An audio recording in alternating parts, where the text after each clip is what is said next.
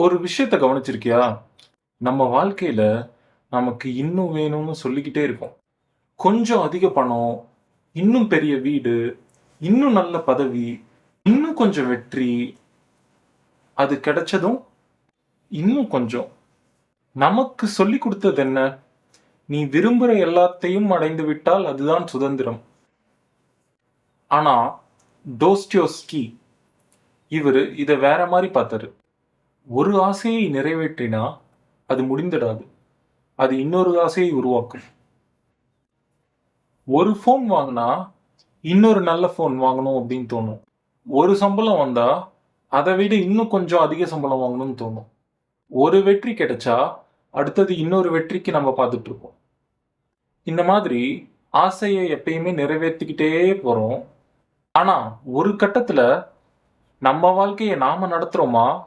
இல்ல நம்ம ஆசைகள் தான் நம்ம வாழ்க்கைய நடத்துதா? அங்க தான் பிரச்சனை.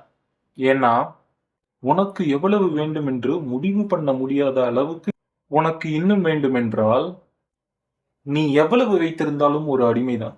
சுதந்திரம் நீ விரும்புறத எல்லாத்தையும் பெறுவது கிடையாது. எதுவும் இல்லாத போதும், இது போதும் என்ற சொல்லும் அந்த ஒரு மனம்தான்.